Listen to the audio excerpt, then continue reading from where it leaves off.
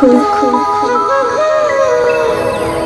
बे आंनि जिउ मोनसेया मानो नोंखौल' हास्थायो,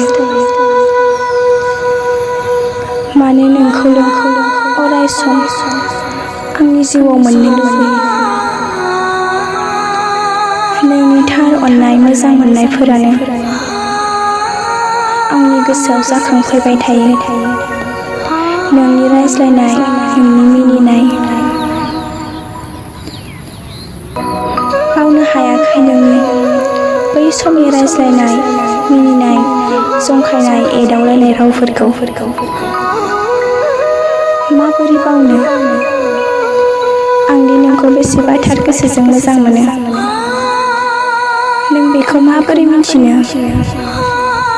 नोंथ' जानांगौ आंखौ नोंनि लोगो बायदिसो सानो, नाथाय आं नोंखौ आंनि गोसो सिङाव बेसेबांबा मोननो लुबैनानै दङ।